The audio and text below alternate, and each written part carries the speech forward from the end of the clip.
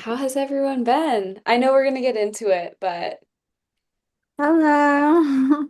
hi, Robin. I'm so happy you could make it. Oh, I'm happy too because last time I didn't realize there was a thing on and then I missed it and then I remember when it said like a reminder or a replay and I was like, oh no, I've missed it. But this Oh, time I checked my emails and everything and yeah. okay, good. Yeah, I mean, it's all good, but it's also so late for you, so I understand. There's like a few other people that I think like are never gonna come live because it's late. So I'm like, Yeah. love that you and Sarah are so committed. Yeah, it's 1 a.m. right now. Oh my God. Yeah, Okay. but I don't have to be up early, so it's okay. Okay, good. I feel like it almost makes it more like mystical.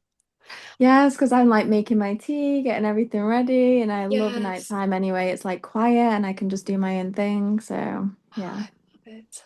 Hi, Sophie. Hi, Sarah. Hi, Talia. Ah, wow. Well, let's go ahead and get the ball rolling.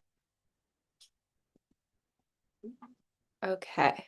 Everyone can see okay, right? Amazing. So, as always, take a moment if you haven't yet gotten your journal or anything that you want to take notes with. Maybe a cup of tea, maybe a candle, maybe just doing whatever you need to ground or make this more cozy for you. I actually do need to grab my own journal. Here it is. And maybe a pen so that you have time to reflect today. So, today we're going to get a little bit more into embodying equanimity. So, we'll get into what that exactly means, but essentially, we're going to deep dive into a part of the spiral studies that started off originally as like a pretty small part and then became this big thing because I realized through the practice of the spiral studies and through work with different clients that this is like understanding what exactly a collapse is. Like, what exactly does it mean when the spiral we took the cycle into a spiral. What does it mean for the spiral to be fully done? How do we identify when we have that transformation into pure potential energy? And then the next session that we're going to have in 2 weeks is how do we create? So, like we keep talking about, and I want to continue reiterating, there's no arriving, right? This life is this constant like act of creation and destruction and using our consciousness to influence how our life path unfolds. So that's our goal here. I remember an astrologer, Becca, who's actually in the spiral studies. I'm not sure if she's going to watch this recording, but she did a reading for me and she was like, people need to stop acting like life gets easier. It doesn't. You learn the same lessons again and again and again, and your goal here is to master it. Once you level up, then the lessons get harder. Your goal is to embody your soul's essence in human form, right? Our goal here isn't so we're going to climb this ladder and do the spiral site so then now life is easy. It's like we said at the beginning, and I'll say again, this is a tool that you can use for your life of how do I approach reality? What's going on in my life, and then how can I use my awareness to identify what is holding this unwanted pattern in place and then make a new one. So, in this lesson, we're going to understand this idea of neutrality and equanimity. It's not exactly neutrality, right? It's equanimity, it's understanding where we hold energy, where we're stabilizing this pattern in the thing itself and in the opposite. So, we'll get into more detail with that today. So, we are already on week I guess we did week one, two, and then this is week four. Technically, we're starting week four. So we finished 3 full weeks, which is so crazy because to me, it feels longer. Um, but I don't know how you guys feel. So a quick recap, if you haven't already joined the WhatsApp, which I know all of you who are in here have, you can go ahead and join. And we talked about the internal guidance system, and we also talked about collapsing a spiral. So since last week, there was a brief email that was providing a workbook for collapsing the spiral. And I also had some quick journaling prompts in WhatsApp that we're going to get into later today. So I'm going to have them on the screen if you didn't get time. But really, what I wanted to like ensure that I made time for, since we didn't get to it last time, is time for us to share with one another. So we're going to get into that. And let's actually just get into the agenda. So we're going to start off with that, right? We're going to debrief a little bit of what we talked about, what we were learning the last 2 weeks, and we're going to check in on the collapse. How is that going? What is that looking like for you? What's coming up? Maybe where are you getting stuck? And then we're going to get a little bit more detailed on actually analyzing what exactly is a collapse. Like, how do we get from spiral to potential energy where the situation, the belief is fully resolved, it's fully done, it's gone, it's not holding unwanted patterns in place. And then lastly, we're going to understand embodying equanimity. And then to look ahead, our next live session is in 2 weeks, and we're proceeding now every 2 weeks until summer solstice. So your job in the next 2 weeks is to complete another workbook of prompts and studying your spiral where you're embodying equanimity and you're understanding how that takes place. And then we're going to meet again. And like I said earlier, we're going to talk about how we can create from that potential energy. So before we get into more, I want to again provide us some time to just ground. And this time, since this is our third meeting, we can get a little bit deeper. So what I would like us to do is actually, if you haven't before, you have, I'm sure all of you have heard of this concept, but if not, quick recap is that you are not just your body, right? You are also your spirit, you're your soul, and there's part of your consciousness that's existing in other higher dimensions. There are many ways to think about this, but I think about this very logically and very mathematically, where we have the three dimensions of space. We're existing within time, so we're moving along time. And right now, with physics, we can't explain how gravity works in our known universe as it does without accounting for other higher dimensions, right? So if space and time are woven together like this fabric, and we know that there are other higher dimensions, and our consciousness is woven into this fabric of space-time, our consciousness must also be woven into this other higher dimensional plane. Meaning, there's a part of you, which you could call your soul, you could call your higher self, that exists outside of time and space, where you're perceiving everything that has already happened, where you remember that you signed up to come to Earth to have this finite, temporary human experience, where you evolve that part, that eternal soul, through the evolution of your mind here on Earth. So, what I would actually encourage you all to do today in our grounding activity is connecting to that higher self, that higher part of you. And that higher part of you is also connected to all that is, to God, to oneness, whatever you want to call it again. And what I would like us to do even more deeply is once you connect to that higher self, if you could also just envision all of these women in this group, their higher selves too, and this idea that we are actually gathering here on Zoom on planet Earth, but we're also able to connect beyond this plane. So, a quick little caveat is that I have learned, done whatever my higher self, but whenever I post on social media and I want a video to get a lot of views, it's not something I do often, but because I usually don't care, but if I'm like, okay, I'm ready for this message to get out. This was actually the first time I went viral.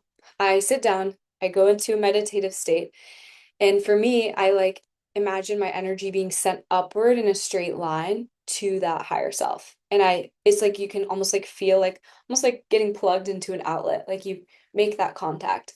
And whenever I do that, that's when my videos have gone viral. And it's really been profound in showing me how instantaneous that connection can really be and how influential that connection can be. And you always have your higher self to assist you in whatever part of your journey you're on. And that's just one of the many things that are all around you supporting you.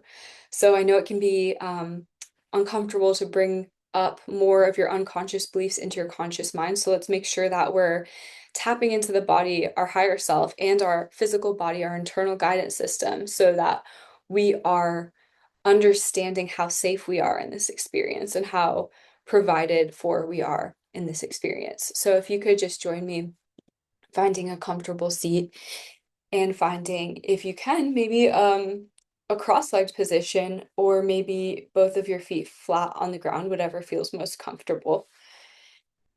And if you could just take a moment to tune into the alignment of your spine. So imagining like holding like a ball on top of a stick. Your head is like this cantaloupe, right? It has this weight to it. And when it's perfectly along the spine, on top of the spine, it's like you can balance it so easily. It feels really light. It doesn't feel heavy at all. But when it's forward or back, it actually puts a lot of unconscious strain on our muscles. So finding the alignment of your spine, lifting your chin, feeling all of your energy centers starting to open, feeling your hands face down on your legs, and just beginning to notice your breath as it is right beneath your rib cage, just noticing the natural rate and rhythm of your breath now. And just noticing as you tune into the natural rate and rhythm of your breath and you tune into the natural alignment of your spine, how you begin to feel more and more relaxed and at ease. Tuning into that experience.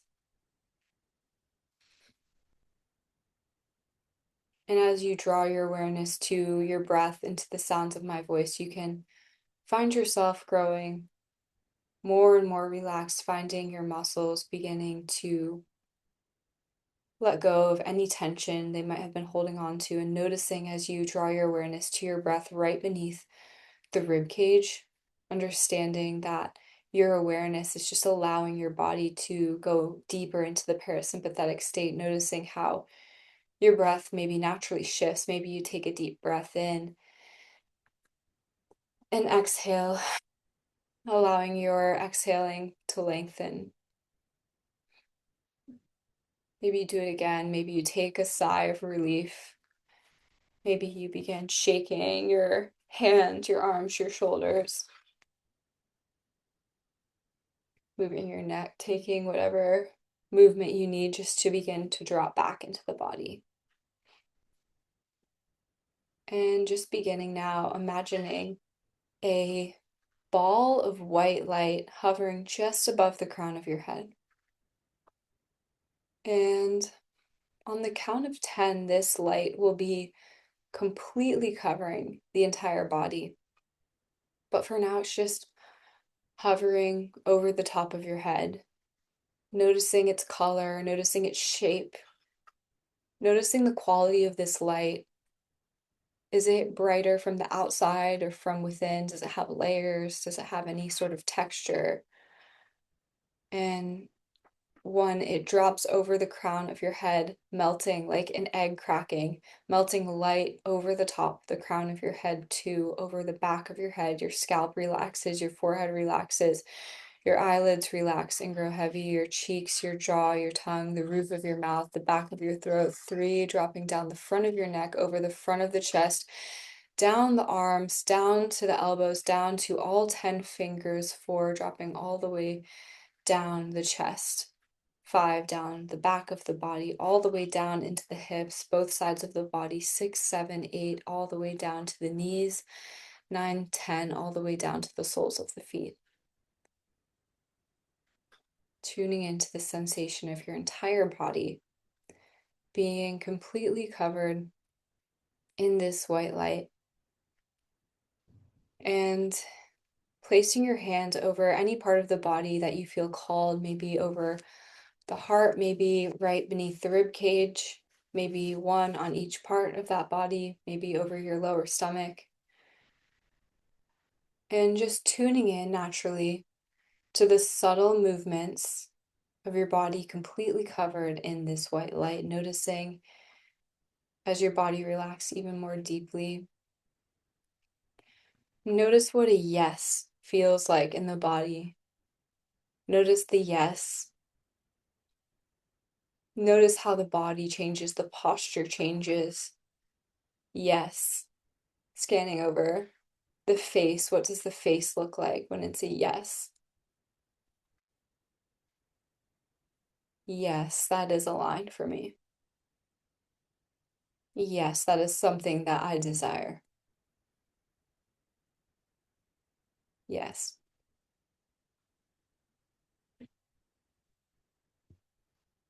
And now tuning into the sensation of no. Noticing how your body shifts, noticing how your face shifts. No, I don't want that. That is not right for me. That is not in alignment. No. And now taking that sensation, no, and let's move it out of the body to push that thing away using your arms. No. And feeling the sensation of yes again. Yes, I am protected. Yes, that is in alignment. Yes, I know that to be true with every cell of my body. Yes, I want that.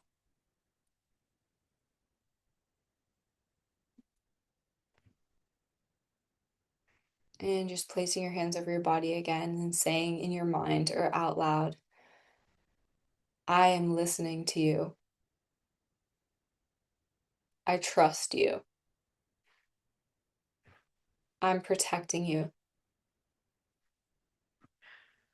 I will hold my boundaries. I will keep you safe as you keep me safe.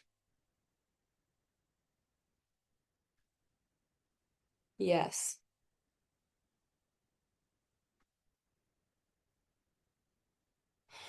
And connecting now deeply into the body and connecting now into the soles of the feet. And on the count of 3, I want you to drop cords of light from the soles of your feet all the way down into the center of the earth. 1, 2, 3. Feeling your cords of light from your feet dropping all the way down into the center of the earth, feeling that connection to the earth's energy, feeling that energy moving upward into the body,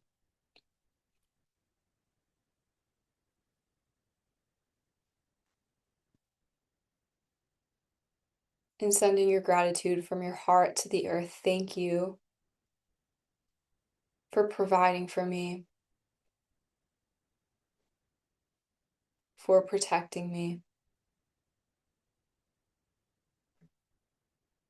for all of this abundance. I choose to stay in resonance with you. I choose to protect you as you protect me.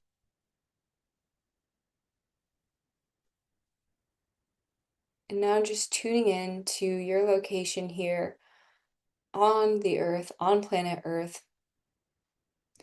And when you're ready, sending your energy upward into your higher self, just up through the crown,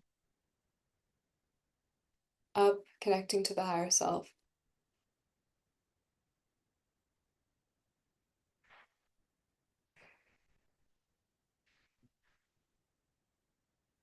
I choose to embody all that I really am.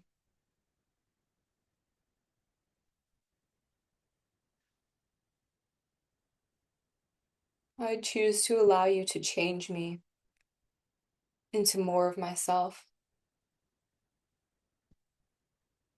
I choose to surrender all of my illusions. Please keep me on the path that I have already chosen for myself.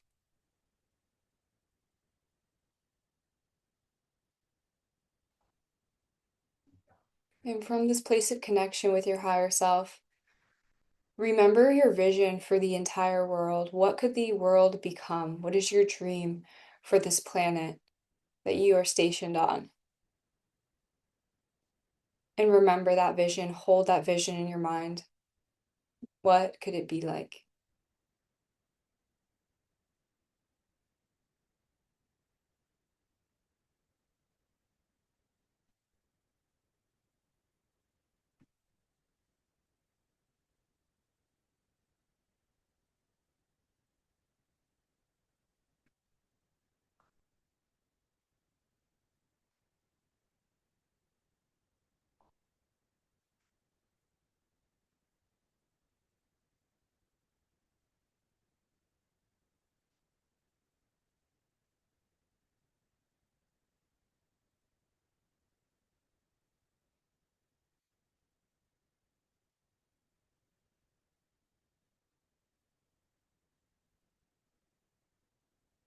And now, from that place of your higher self, just sending energy to connect to all of the women in this circle right now, connecting to their higher selves and their visions for the world, imagining it like a net over the entire planet, sending so much light and healing and vision over the planet.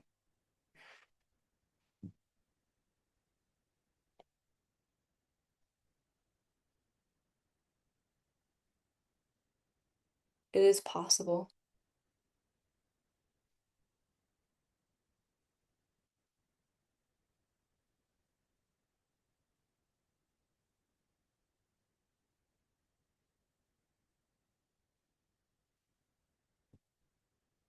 Holding that frequency.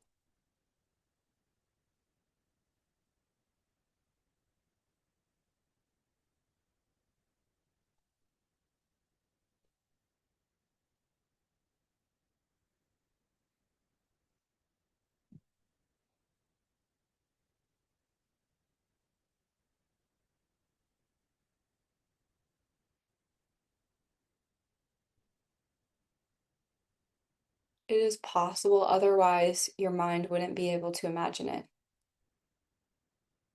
Holding that frequency and connecting back into your higher self and back into that cord of light, connecting you to your higher self. And bringing that frequency, that really high frequency of vision, of connection, and imagining it sliding down that cord of your higher self all the way to your physical body, sliding all the way down into the body and just covering over your physical body and your auric field around you.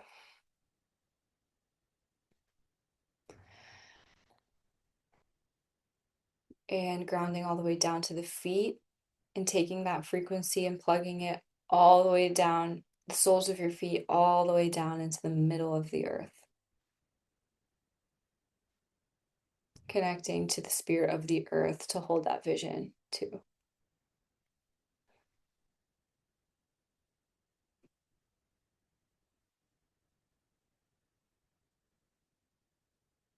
And just taking a moment now to just feel your energy just gradually dropping back down into the body, all the way down back into the body.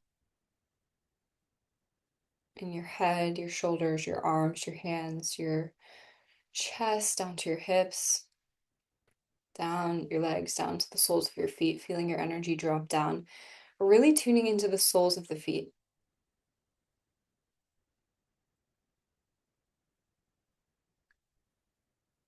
and down into the middle of the earth. And tuning into that grounding force to the middle of the earth and understanding that is always available. It is always available for you.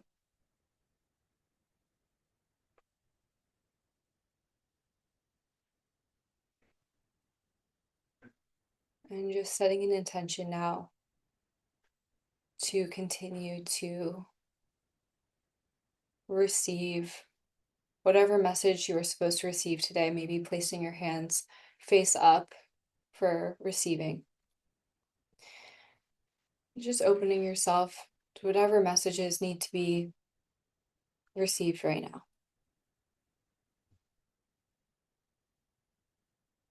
And on the count of three, you can gently blink your eyes open, feeling calm but alert, awake, and relaxed.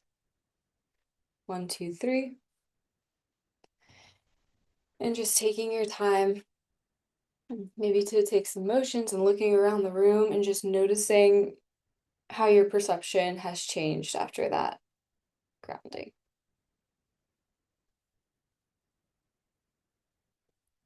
And when you're ready, just tuning back to the screen. Thank you so much for doing that. You are all so powerful. One thing that is coming through that's not on the slides is the concept of legacy. I had a conversation with my brother-in-law's aunt who lives in San Diego, and she has stage 4 breast cancer. Um, so she has an uncertain amount of time to live, and she's been living like this for a few years. And she actually had cancer about 10 years ago.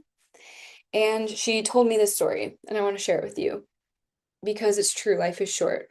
And she taught me something really, really beautiful, which is that she said the first time I got diagnosed, everything that happened just like really upset me. So she said she lost her hair, she had to get her breasts removed, and then she was put on this trial for a new medication, and they told her it would make her lose her fingernails. And she said at that time she was so upset. She was like, "It took my hair, it took my boobs, it's now going to take my fingernails. Like, what else is it going to take?" And against all odds, she ended up healing, and she has her two sons who were very young at the time. They were like 1 and 3, and now they're like 11 and 13. And she got diagnosed again about 2 to 3 years ago. And she said, "This time, Kaylee, I don't care about my job. I don't care about anything that I ever did. My entire legacy is the people that I connected with. And all I care about now, I don't care about my hair. I don't care about my boobs. I don't care about nails. I don't care about my house, my car. I don't care about anything except that I would just remember to love the people in front of me and just spend time with them. If I could only have one thing, it would just be time with the people that I love." And when we connect to this idea of vision, it's easy for us to get distracted in these earthly matters like, well, what am I going to do? Like, what am I going to make of myself? Like, how am I going to take action to do this? But most of life is actually just presence and awareness and connection, right? And that is also part of this spiral, right? Collapsing this need to work and extend and comply to all of these illusions and remembering that all you really have to do here is be in alignment, right? What is right in front of you? And for me, I think about this concept of legacy is like any idea I've built in my mind that isn't with my heart and isn't with my soul, once it comes into fruition, once I create that, it's ultimately unfulfilling. But true fulfillment comes only from being in alignment with yourself, with earth, with God, with your people that you love, this world that you create. And when we're collapsing the spiral, I think I want us to remember these larger things so that we can remember our intention. You're not just going within and going into these like dark places within yourself for no reason, right? You're going here so that you can be more present in the life that's already in front of you, that's already beautiful. So, thank you guys for that. I hope that resonated.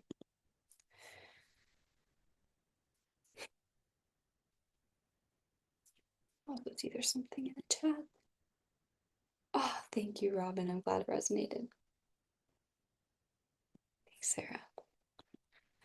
So I want to just quickly get into this idea of the spiral, right? Just a quick review so that we're on the same page, because these concepts are pretty abstract and we can all, consider them differently. So what we want to understand is, what is a spiral, right? First, we identify a cycle.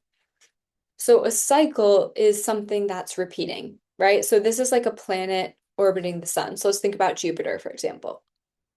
So if something's repeating in my life, the example I used a few weeks ago was me overextending myself to the point where I almost burn out or burn out, right? That's my pattern. But a pattern could also be something like um, losing a job again and again and again, like getting fired, right? Or going through breakups, or dating a certain type of person, or thinking a certain way. A pattern could be anything, right? So the first thing we did was we identified what is repeating. And then once we identified that cycle, we initiate it into a spiral. So it moves out of this orbit into a spiral into the middle. And once it hits the middle, it's done. It's not repeating, you're not understanding it. So what happens is different for everyone the first time, right? If something's small, like something very effortless. So an example I shared in our WhatsApp was my ankle. So what that is an example of something, a spiral that was really close proximity, where it was really easy for me to identify what belief is holding it, what's going on here, because it happened right after a conversation with someone and it like was representing stability. It was like I could look it up in German New Medicine. I could see what the belief was, and then I could give myself time to process. So that is an example when it collapses really quickly, that's a close proximity. The sun, which is the core belief, is large and it's easily visible. So as soon as I could identify that belief, it was right in my face. I reprogram it, the injury goes away. However, for many of us, myself included, something big often can take more time. So, an analogy that I gave in this slide last week was imagine you're on Neptune, right? From the perspective of Neptune, Neptune looks in the sky, and instead of seeing a big sun and being like, that's the star I'm orbiting around, that's the belief I'm orbiting around, there's just a bunch of stars, and they all kind of look the same size. So you actually have to use a lot of intention and effort to allow that sun to become larger and larger in the sky. So it takes more time, right? So what happens at first, getting into a little more detail, right? Neptune, I initiate from the cycle, from the pattern into a spiral. So imagine it's Neptune, it goes all the way around, and now it's here. So from here, or from here, it like loops around again. Maybe it's like here now. It looks like the same thing. It looks like the pattern repeated again. So let's say it's mine, an overextension. Okay, I initiate the spiral after I see that I burn myself out. Then I burn myself out again. Or then it's a little bit better, but I do it again.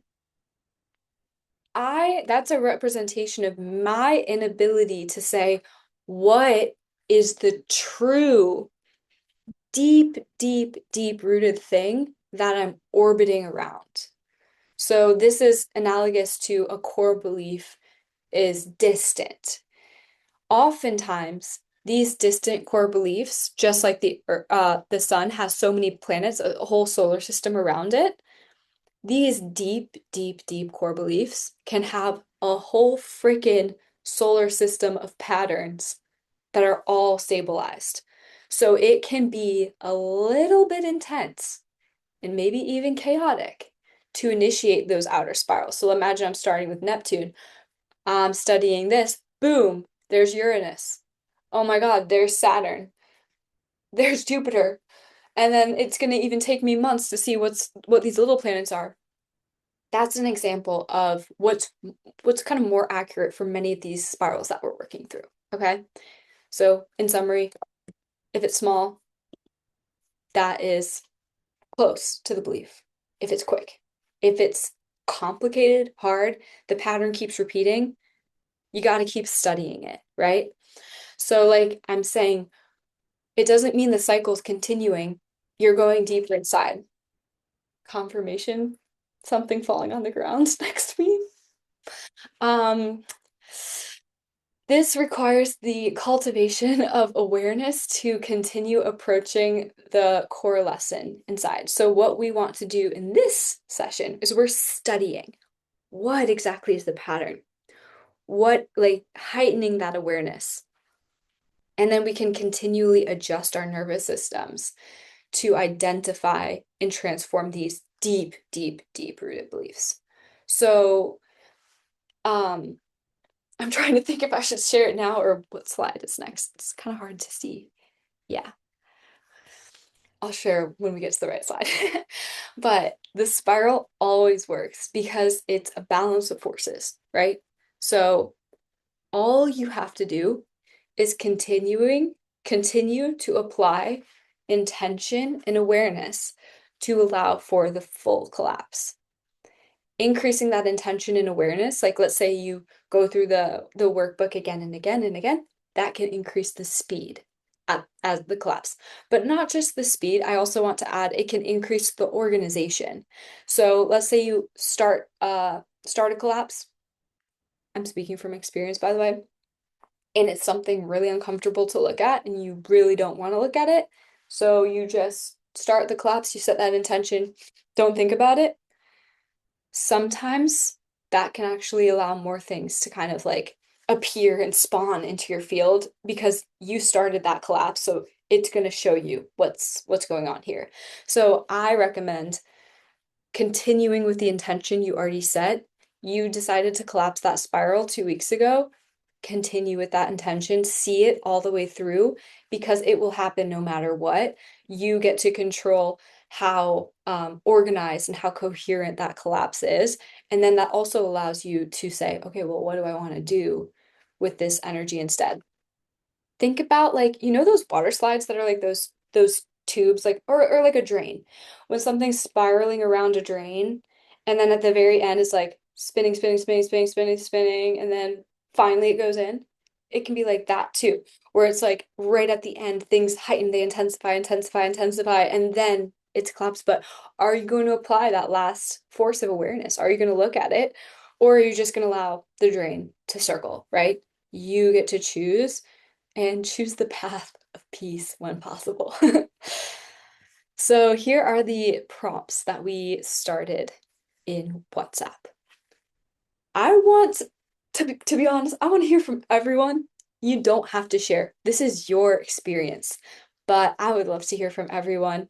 I would also just encourage if we could all keep our shares at around like 2 minutes, 1 to 2 minutes each, just for the sake of time, right? But what I would love to hear is what was your cycle? Whatever you want to share. You don't have to get too personal if you don't feel like it, but if you want to, you can. How has the pattern shifted since last week, or like last week as in last week that we met? Because it's been 2 weeks. What else did you notice? What surprised you? Where do you feel stuck? Did other patterns enter your awareness? Okay. So, as an example, I'll share first. So it is 8:39 for me, so I'm going to try to keep it to 1 to 2 minutes. My cycle that I shared with you all was overextending myself.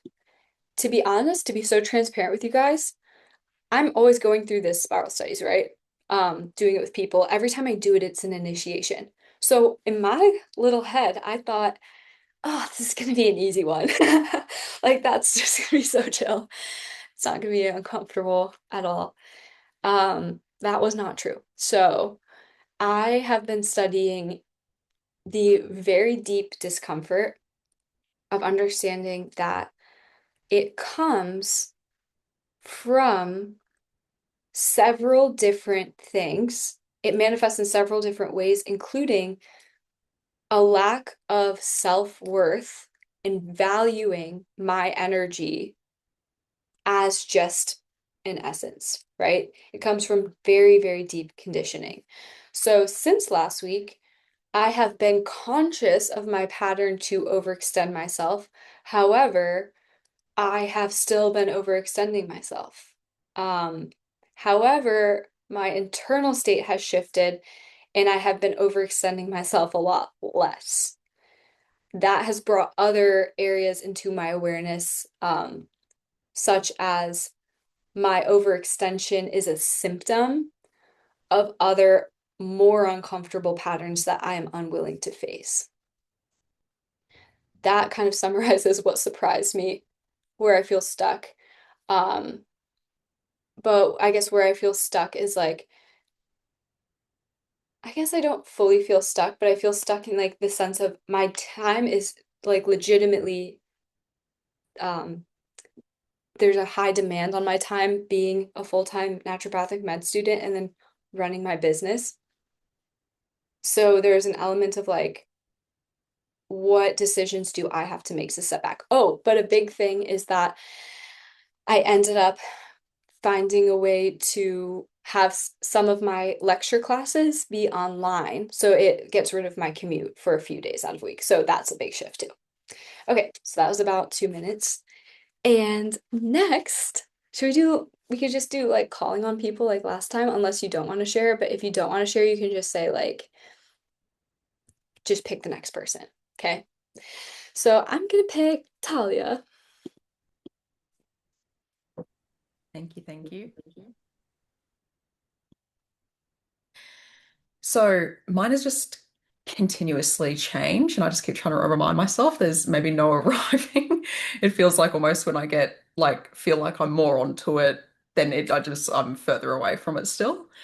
Um, where I'm currently at, so well, it sort of started from identifying a bit of a pattern where I try to control the outcome of certain situations and sort of try to control how I'm perceived and like try to block things from happening naturally sometimes. Like maybe it's trying to sort of like stop something uncomfortable from happening or and it's funny, like I sort of set that intention the last day of our catch up, and then I almost like forgot about it and felt like the last 2 weeks have been a huge haze because I've moved to a different area since, and I've had just like so much stuff happening. Like my sister, her partner relapsed, and they've recently had a baby, so I've been like really focused on that. My partner's parents, who have some pretty extremist beliefs, have been in spending a lot more time with me. So I feel like these situations, originally I sort of saw them as all really different, but I sort of spent a couple of hours yesterday actually just like doing a lot of journaling, and the prompts. And it sort of came to me that it seems like maybe what the pattern is this need to take responsibility for everyone else, and that other people's state, needs, emotions have more of a gravitational pull on me than my own. And that does sort of align with a lot of the things that I've experienced around like feeling really unsure in myself and like doubting myself and all of that sort of stuff. So, um, that's sort of how it's shifted.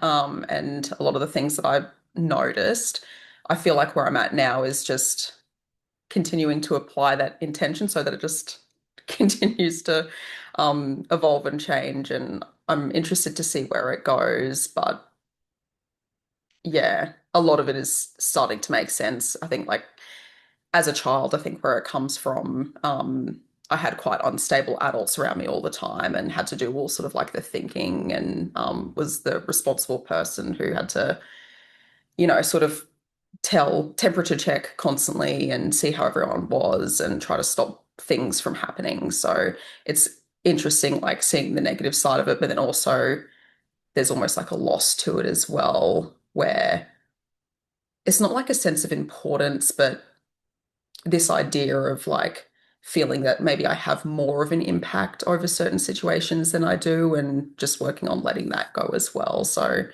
I'm still unraveling it all and seeing where it goes. I will pass to Sarah. Hello. Um, right, I'm gonna try to keep it short. It's been a hell of a 2 weeks, guys. I swear to God. The pattern I started with was, um, so what's been recurring for the last, I want to say a year, is that I have this huge urge and energy to start my own offering, right? My own offering, my own business, however that looks. And I've just found that time and time again, I will have like some sort of idea, start sharing to an extent, and then it loses momentum and doesn't progress. Um, so primarily I was looking at that. In tandem with that, I was also looking at this recurring feeling of loneliness. And the reason I kind of took two was that I had this hunch that they were related. So it's no matter who I'm with, what I'm doing, there's this feeling of loneliness. And I was like, why? Why? What can I do? How do I not feel alone? Um, so yeah, so the the the the spiral was initiated. Um, what it came down to in relation to the business offering was that I wasn't trusting myself and trusting my voice and trusting that I've like something unique to offer. Um, and then I figured out that yes, indeed, they were related, and it came down to a lack of self-trust. And the loneliness was a symptom because it was an estrangement from my own creativity and my own connection to myself.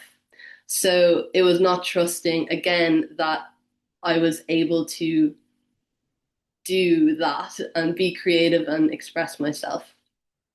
Now, what's extra interesting is that in the last 2 weeks, I had a massive breakthrough in my relationship with my mum.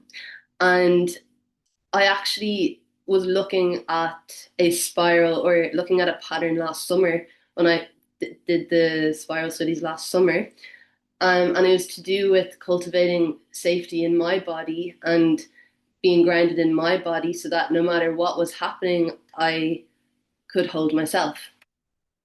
Now, I won't go into the details of what happened between me and my mum for different reasons, but basically, there was a huge shift in the dynamic that felt so good. And somehow this impacted the other two spirals.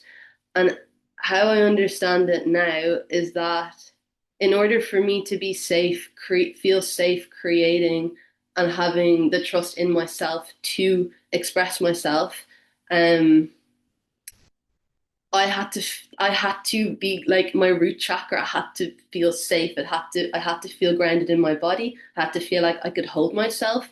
I had to not rely on my mum to be a certain way in order for me to feel okay, which was a huge pattern.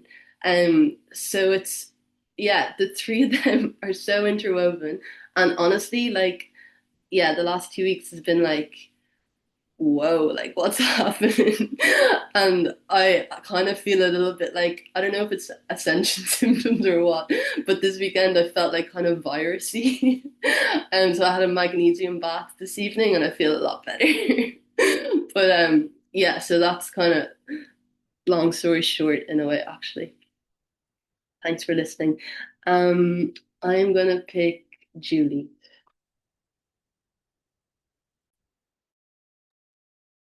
Okay.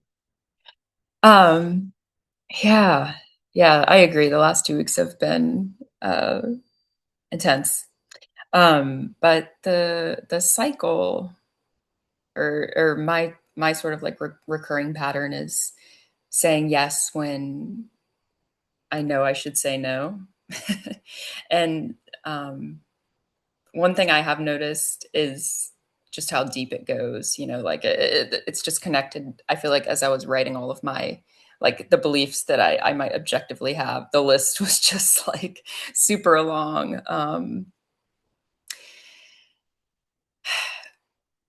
One thing I've noticed, like as I was reflecting, is sort of similar. I feel like the themes are sort of similar to some things that have already been mentioned, but just almost like I think I've identified maybe that there's something, it, there's some connection to maybe scarcity or like sacrifice almost, like the idea that there's almost not enough like joy to go around, in order for those around me to be happy and abundant, like I have to sacrifice. And I almost feel like, over the last year or so, I've really noticed how a lot of the relationships I have throughout my life are not aligned. And it's like, I guess now that I'm, you know, putting more intention and awareness on this belief, it's just really difficult in like the relationships I have in my life right now, saying no to people when I've always been a yes person. I'm really struggling with that. And like now that I'm aware of it, it's really hard for me to not be hard on myself for not getting it right, because I am a bit of a perfectionist. When I notice myself, it's like I'm aware that I'm doing this, but I'm still saying yes because it's just hard not to sometimes. But I am finding that it's a little bit easier, so that's good. So yeah, I'm definitely struggling with a little bit of guilt. And I was sort of reflecting on that. I'm not sure like how I'm going to kick it, but I guess just compassion with myself and like honoring where I am on this journey right now. I think it's really important. So yeah, I think that's it. Let me see. Sophie. Sophie, before you go, if I could just jump in, because I feel like Julie, you gave a perfect example of when we're looking at the pattern, like kind of like I shared too, when like overextension could be a symptom of the actual pattern. So I just challenge you to say like, okay, well, what's the thing behind saying yes? And then Right. treating that as its own pattern. But awesome. Yeah, thank you. All right, hello. I've also had sort of a crazy 2 weeks. The spiral that I'm collapsing is feeling stuck or staying in places that I know don't feel aligned because I feel like I have to or I feel like I should. And I feel like I realized this maybe last summer. So I feel like this one has been, evolving, but this time I really wanted to dive into it. And I think it definitely comes from my childhood and my parents, and it goes along with some themes that people have mentioned, and actually people talking have made me realize a few more things about it.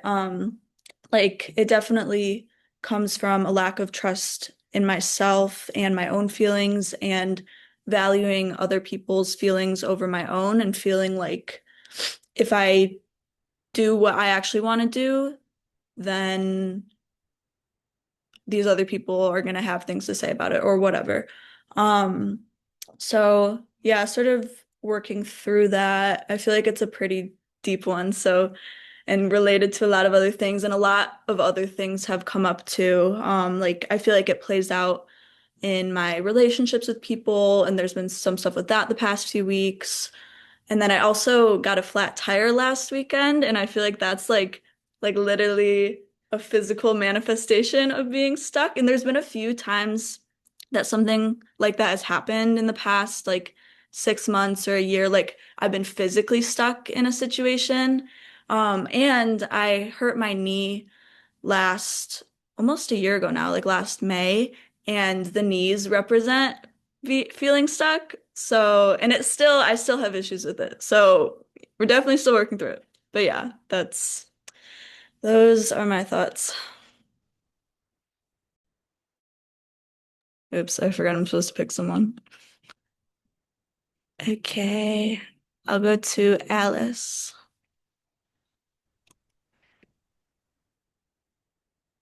Hello. Can everyone hear me? I'm having some sound issues today, I think. Okay, perfect. So my spiral is about overworking, always feeling overwhelmed and undervaluing myself. And after lots of reflection, I think it's rooted in a core belief that I'm not worthy to receive. And I actually didn't do anything like consciously to initiate the collapse, but um, just had like more awareness around it. And I think like the collapse maybe seemed to happen on its own through my body. So it was just interesting that the day of our last call, I started getting sick, and I've been sick for the last 2 weeks, which is unusual for me. Um, Usually, when I get sick, it only lasts for like a few days. So this forced me to slow down and rest. So um, and then another thing that happened was I had a call with an art program that I felt called to for years. And I officially decided to start the program this year, which was significant for me because I've always had a calling to do art, but I've always ignored it and instead pursued paths that seemed more financially secure. And I think some of my overwhelm might actually be resistance to the work that I'm doing, which isn't fully aligned for me anymore.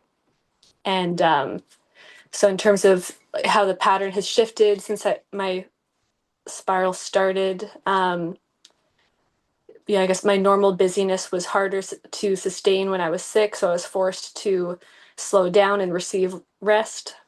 And I also felt more clarity around my desire to pursue art and actually took serious action towards pursuing that path for the first time. And then one surprising thing that happened was I actually had a conversation with my mom, and I could see that she holds a similar core belief around not being worthy to receive. And we talked about how that's shaped her life in ways that haven't been aligned for her. And for the first time, I witnessed a real shift in her perspective. And she started seriously considering making a major life change that would be more aligned for her, um, something she's never allowed herself to consider before. And she said it was like the first time that she felt open to that possibility. So I think um, my belief actually traces directly back to a wound with my mom and not receiving like the nurturing that I felt I needed. And yeah, basically like a mother who couldn't give what she'd never received herself. And then in the area, I still feel stuck. As I move towards a more aligned path with art, I feel this need to figure everything out. It's like I'm trying to earn the right to surrender by making sure everything makes sense first. There's part of me that doesn't fully trust that I'll be supported if I let go of control. So, yeah. And person I'll pick next is Alyssa.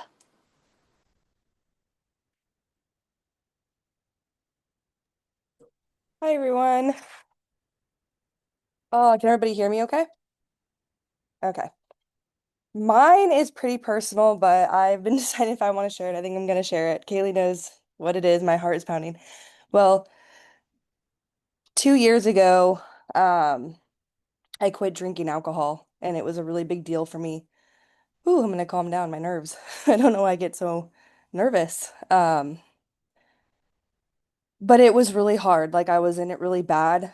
I struggled with substance abuse, basically, I don't know, since like 20 till basically 2 years ago, and alcohol was like a big part of it.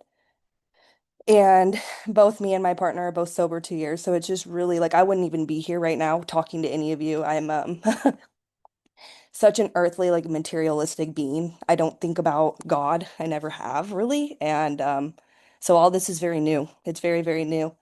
I've always had a mom though that believed in it, and I think that's what led me back into this reality. It's so funny because we were just talking. She's like, "You remind me of me at that age when I was like going through that and trying to explore and trying to just navigate life." And so yeah, my problem has really been THC now, and it's something where I just didn't know if I could stop. Like I thought alcohol was so hard, but once you quit that, or once you quit like so much of it and then you only have so much little left of something, it's like you just want to quit it all. Like I didn't think it would I didn't think it would get to that level. I thought maybe I'd always just kind of want to smoke weed or have that. And it's really like I'm nervous right now. Like it's a nervous thing to even bring it up, that the fact that I want to quit, because I'm always like in denial, like, no, there's nothing wrong with it. And granted, there's nothing wrong with the plant. I just know that I don't resonate with it. And my father, my dad, he's just a big, he's a big pothead and always has been. And it's something we've always related to. And so what I'm taking from this experience is that a lot of my own beliefs aren't even my own beliefs. They're my dad's.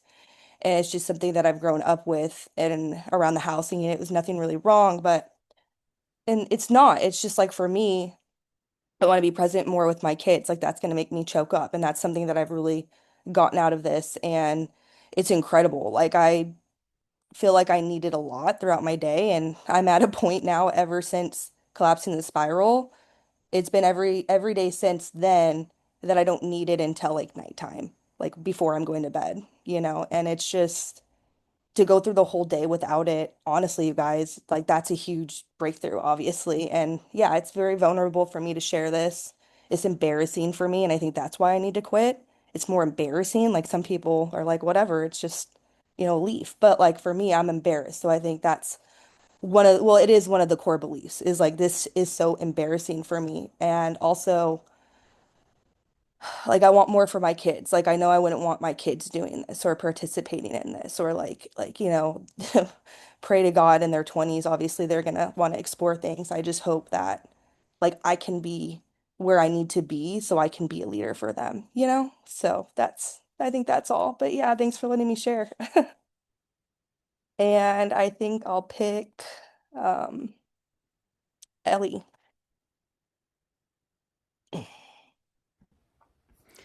Thank you so much for that share, Alyssa. I just made a comment to you, but I also have kids, and this has been something that's coming up for me a lot recently as well. So thank you so much for sharing. It was really, really beautiful and very powerful. What a wild 2 weeks, y'all. What is happening? So my spiral that I was trying to collapse was about like safety within myself to be visible, to be seen in my most authentic expression. And this has honestly been a spiral I've been collapsing for the past 2 years, going through a process of ending my marriage. And like there was a lot of past life stuff. I mean, a lot of like throat chakra, like root chakra, just like deep. It was deep, deep stuff. But 2 weeks ago, I was like, all right, we're gonna really kick this into gear. I kid you not, the next day I put this in the WhatsApp group. It was like this group of influencers came over who I'm like barely friends with, and we had this slumber party, and then we just made this like silly video, and it went viral. And I was like, what is going on?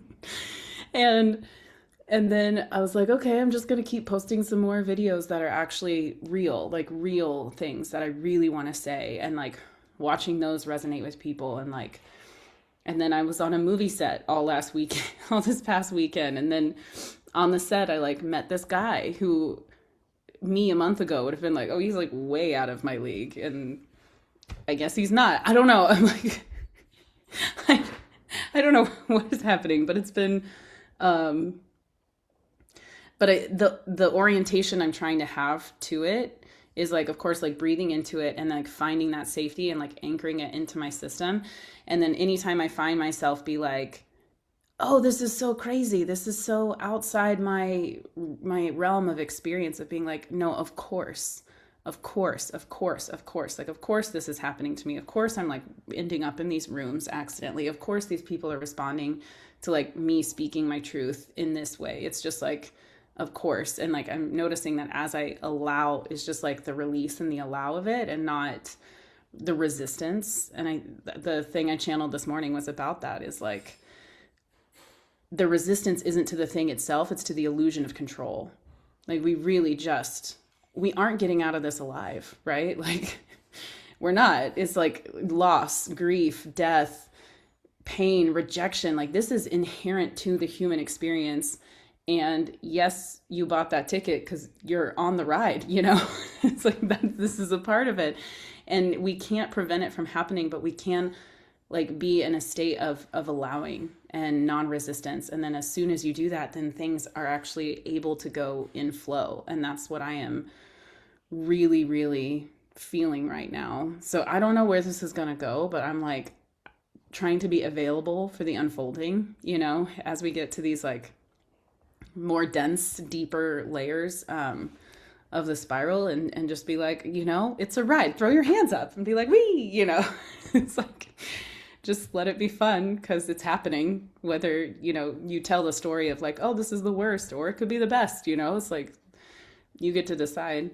But that's kind of where I'm noticing that it's like that safety and sovereignty and authenticity is actually the pattern for everything. It was like safety really has been the core theme of my experience as long as I can remember, and I'm starting to see it kind of like crystallize and become more real and accessible in all aspects and all areas of my life. So it's exciting. I'm letting it be exciting. You know, it's like you could let it be terrifying or exciting, and they're like actually kind of the same somatic experience. But it's just like, which one do you tell yourself it is? That it's just like, ooh, this is exciting, and I'm feeling really like jittery and butterflies about how exciting it is. Or it's like, oh, I'm terrified. You know, it's kind of the same feeling. So I'm just telling myself that it's exciting. And that's how it feels so far. Okay, let's see. Who do we have left? Let's see. Jacqueline, I guess you guys can go next.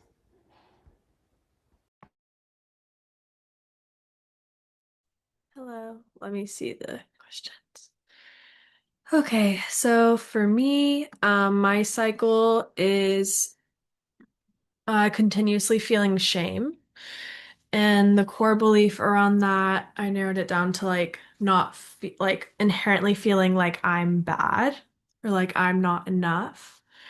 Um, I've done a lot of analysis on it, and I was raised very Catholic.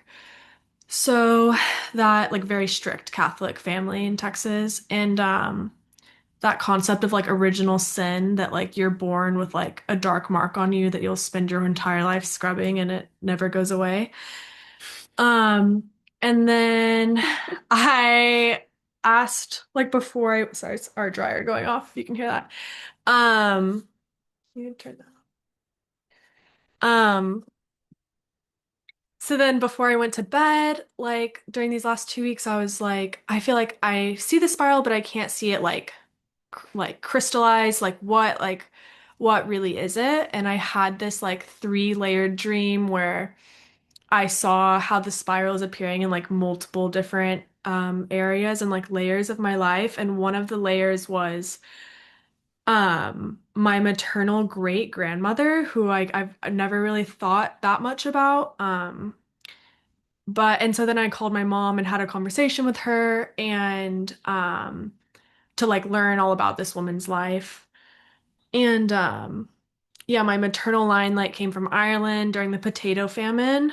And all of them, like the women like up the maternal line, were all very physically abusive towards their daughters. And my mom was actually the first one to break that cycle of physical abuse.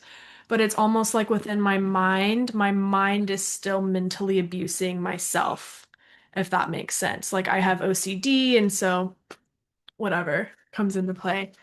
Um, so I feel like I'm getting down to like the real like root of it. Um, and that's really preventing me from stepping into like my highest self, and especially like in regards to my career and how I want to show up and being like a naturopathic doctor in the future for women. Um, but I feel like it is giving way, and I am feeling it starting to flow and get easier. It feels good. Yeah, I'm in therapy, and then I'm doing like the artist, like I'm journaling the heck every 3 pages every morning. So I feel like it's really moving, and it's crazy because I was telling my therapist like without shame, like I don't know who I am. Like this has been my entire life from birth until now, like conception until now. So it's like without that spiral, like I don't even know how my mind, you know what I'm saying? Like that occupies so much of my psyche that now I'm looking ahead with, like you said, Ellie, fear slash excitement, kind of terror and excitement of like, oh, like once this collapses, like what the hell? Like, who am I? What am I doing? So it's exciting. It's scary as well because there's a certain degree of comfortability with what is known and staying within my comfort shell. The shame keeps me within my tight little comfort. So yeah, I'll let London go. I'm just like doodling the spiral universe system space. And in each of my planets, it's like the spiral and then it's the symptoms. But the one that I've been working on is this planet and it's feeling trapped or stuck or confined. Like this is a pattern that has been happening my whole life in one way or the other. I just end up feeling trapped. Whether it's like with like having OCD and feeling trapped within my own mind, like a lot of mental health stuff where I just feel like I'm literally trapped in a human body. Or like on TikTok recently because I make music and I try to promote my music and I'm like at that 300 view jail where like no matter what I post or do, it will not go past 300 views and I'm like, I am trapped in this algorithm. Like, um, recently, yeah, there's just a few other things that make me feel like stuck or confined, like I'm unable to move forward. Um, yeah, I guess that's where I'm at. I guess I'm just like aware and noticing. But yeah. Good to hear everybody's. That was awesome. Let's see. I think Robin has a comment.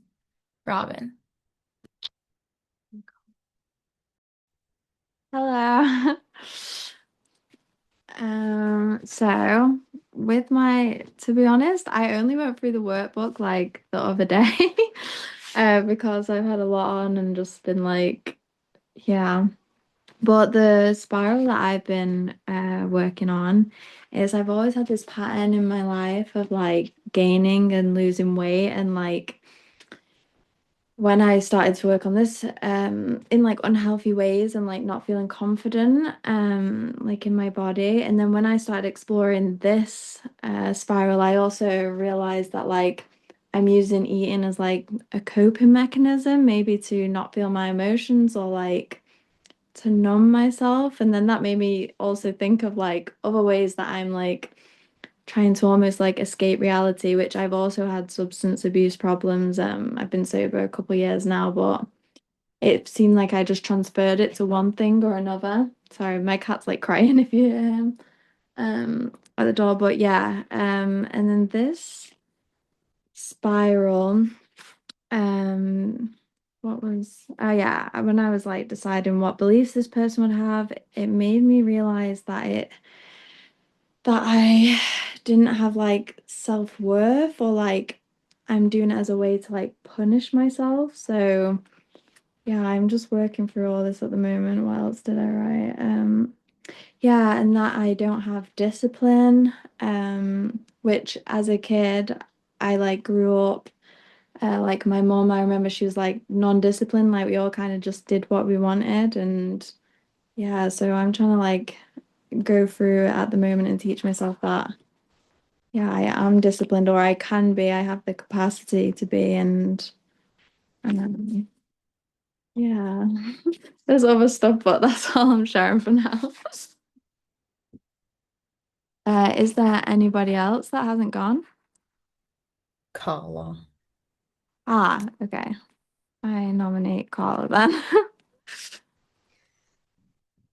Okay, thank you.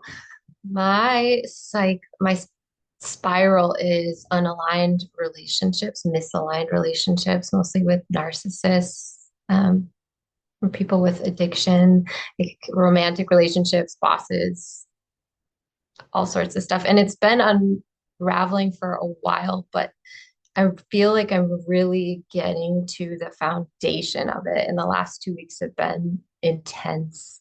The core belief is unworthiness, and it goes back to childhood. I had a narcissistic mother and a sister, and was kind of told that it was my job to be the capable one and sacrifice my own needs for everyone else's well-being.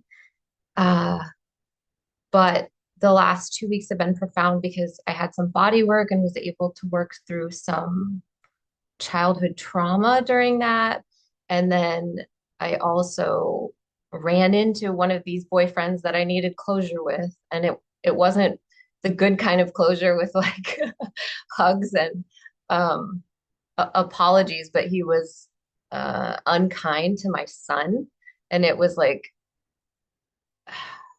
some part of me had still been questioning whether I had made the right decision in ending that relationship a year ago. And this interaction we had at the basketball court was like, oh wow, that this is done. And yes, I was completely 100% correct in ending that. And I've been doing a lot of inner child work and just feeling this grieving process happening and realizing how attached I was to this fantasy of being saved by a relationship, a man, how that was going to fix everything. And I've had to get really honest with myself and really allow that to die. And that there's a lot of grief there. Like, thank you, Disney and Hallmark. Um, so, uh, what else happened? Yeah, my reality has been organizing around this and showing me everything I need to see. And oh, my ex-boyfriend from college and high school who passed away of an overdose 7 years ago, like I've been wanting to connect with him on the other side for 7 years. And it finally this week I was working on the spiral workbook last night and he came through and we had this conversation that lasted like I got so many answers I needed. It was absolutely incredible. And it feels like it was all related to working on this spiral. So stuff is moving and I still feel very much in it, but it feels like it's in collapse now, like towards the end of collapse, which is amazing. And I'm so grateful. And I think I was the last one. Wow, thank you all for sharing. Like literally every single person I wish I could just like say to you personally, like thank you. And the things that you're sharing, it's beautiful to see how much we can really relate to each other. And it feels like not one single person had a pattern that like nobody else knew. Like there's always at least a few people in our group that like has been through that or is going through that. And I find that really, really profound. So thank you for sharing. Um, to kind of transition with that. So we talked about what we are noticing, right? And kind of like I interjected after what Julie was sharing as like kind of like a good example. When we see the pattern, that's the cycle, right? When it's far away, we're not sure really what exactly it is. So what we want to do is we want to say, okay, I thought the pattern for me, like again, using my example, is overextension, but the overextension is because of my unwillingness to see these other patterns. So it's like what we're doing here is we're kind of mapping out this sort of constellation or these different solar systems. So I really encourage you to go a layer deeper. So the pattern you thought, like London's example, like I feel trapped. It's like maybe what is the pattern behind that?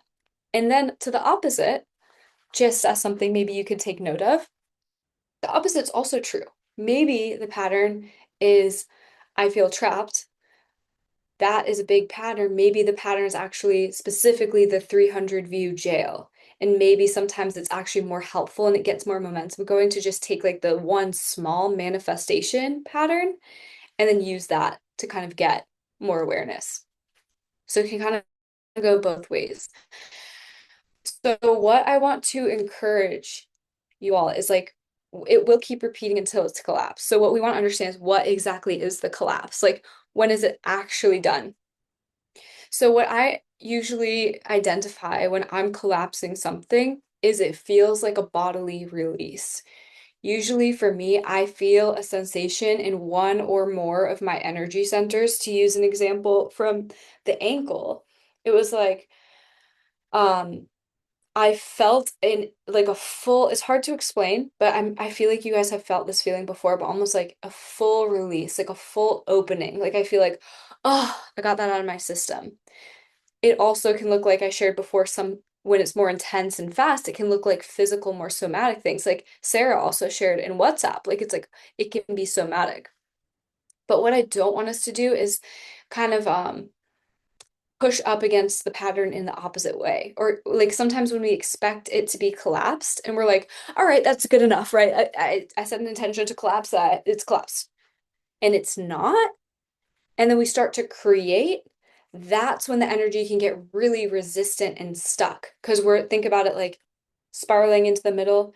And now we're like, okay, now it's still circling. We're not actually looking at the belief. And we're trying to create from this. That those forces don't add up. It can be a really easy way to kind of get burned out. Another thing I want to touch on is Sophie, you had a great example with the flat tire. Things like injuries, like my sprained ankle, flat tires, these physical things that happen out of the blue that are sort of negative. The good news is everything fits together, right? Everything works perfectly together, but they're also a sign. It can be, not always, but it can be a sign that we're not actually stabilizing the integration. So for those, I just want to keep reiterating. We have to be taking care of ourselves. We have to be taking care of our physical bodies. We have to be slowing down. We have to be having these healthy habits and meeting our needs, or life will slow us down for us, like my sprained ankle, Sophie's flat tire. Next, when it is fully collapsed, you can identify the distinction between you, as in Kaylee, my physical being, and the pattern repeating. That again, like I said, I wish I could comment on everyone's, but like Jacqueline shared, like I don't know who I am without this shame. It's like when that's collapsed, it's like I can see the separation. Um, So in summary, it's you see the pattern for what it really is, right? Not the symptom of the pattern, but the pattern itself. You locate where it's stored in the body, where the belief is, and you can witness that. And then what I also need to reiterate is when you witness, we must allow ourselves to process, which brings us to the next big point, the neglect wound. I actually have a whole podcast on this that I'll put in the WhatsApp, but many of us don't actually know how to process and let things go because of neglect.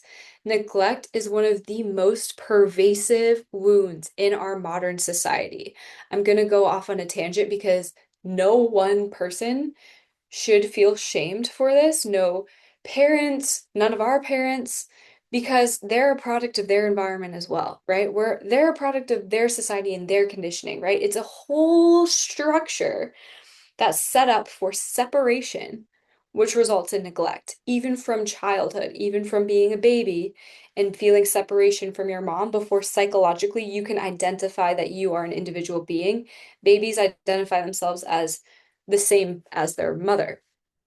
So, what happens to many of us, I would argue probably almost all of us, if not all of us, is we actually, like, a symptom of being neglected is not being able to attain emotional resolve, not being able to let something go. It's something I'm speaking from personal experience about and something that has taken me several years of my journey to understand, like, what exactly this wound is.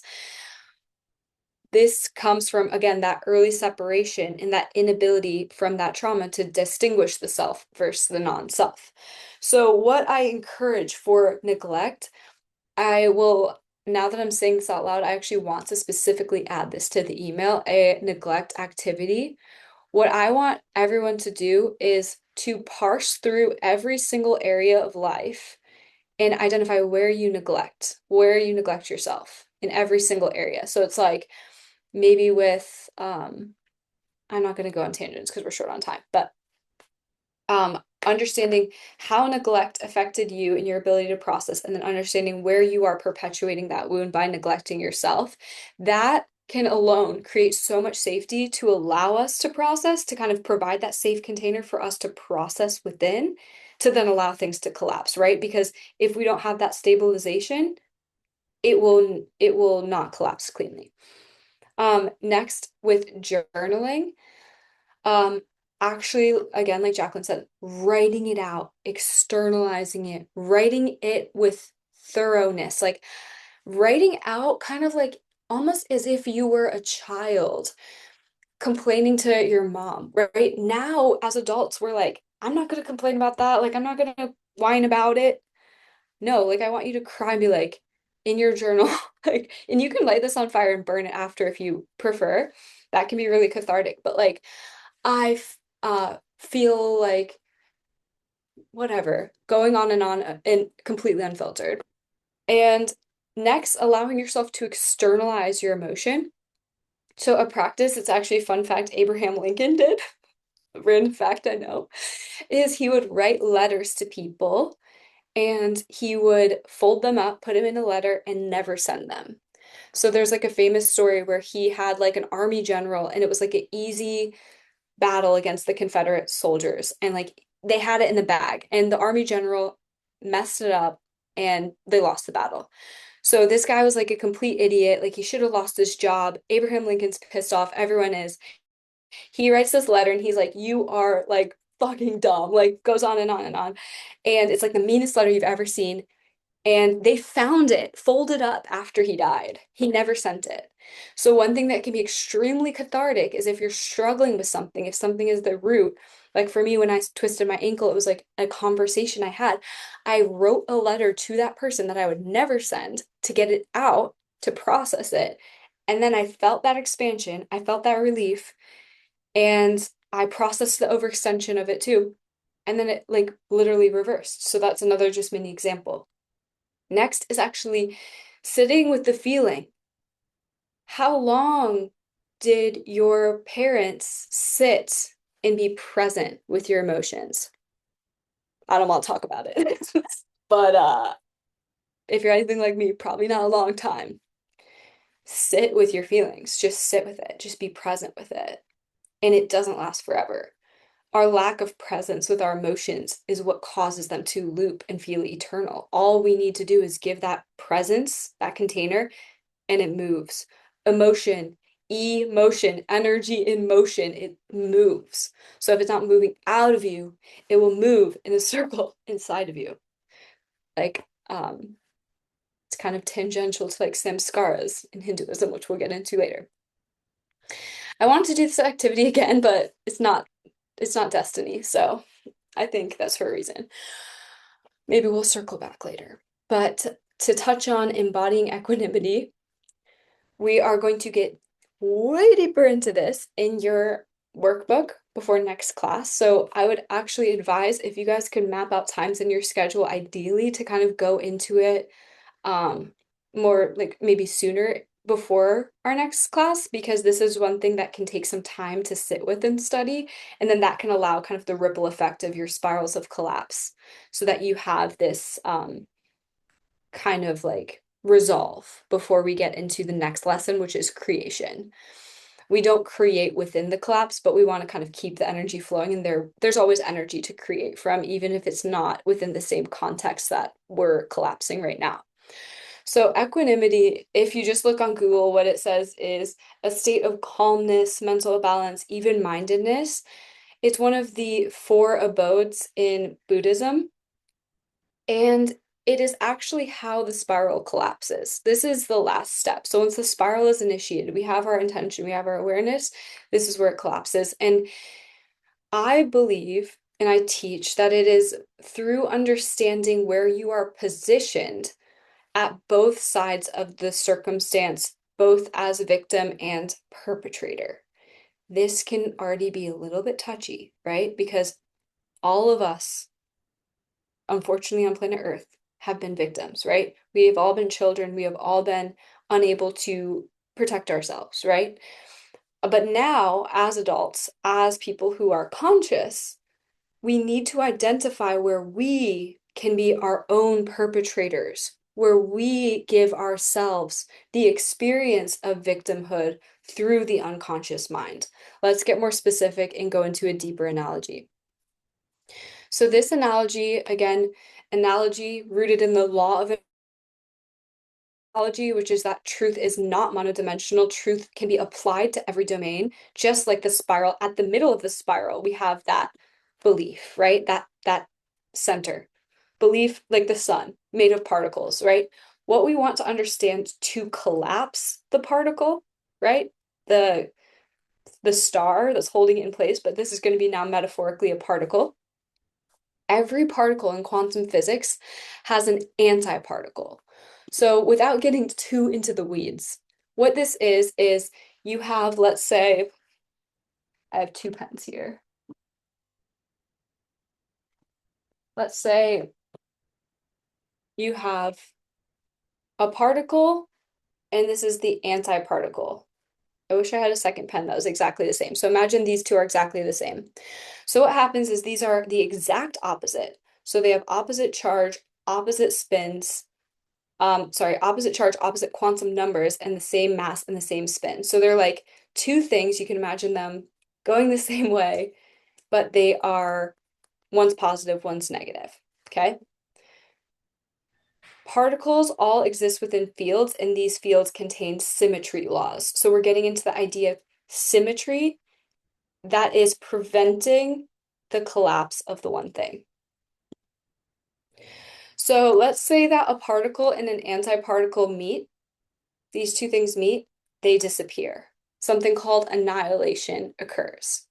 So what this means is that when we embody equanimity, when we're able to observe the parts of our energy that have fed the situation at hand, as well as its polar opposite, when we are able to use our consciousness to identify where am I on both sides of the coin, where am I relating to shame and relating to pride, right? Seeing the thing and the opposite.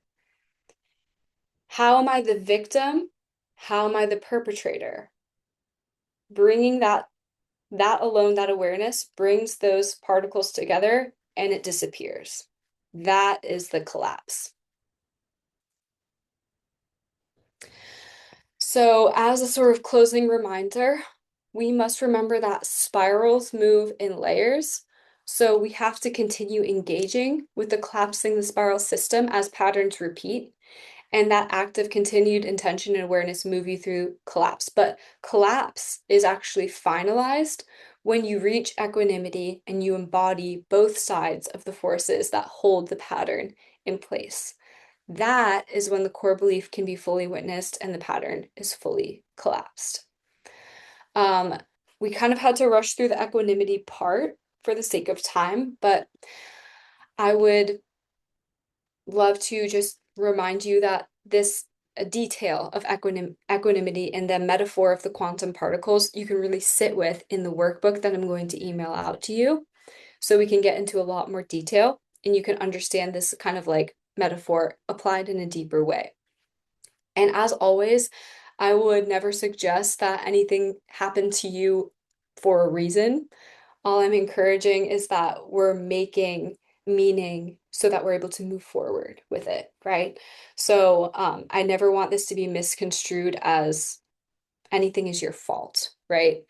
All this is saying is what is in my unconscious mind via the programming that now I want to see where am I on both sides of the coin and how am I the one also perpetuating the cycle and how am I also the victim of the cycle.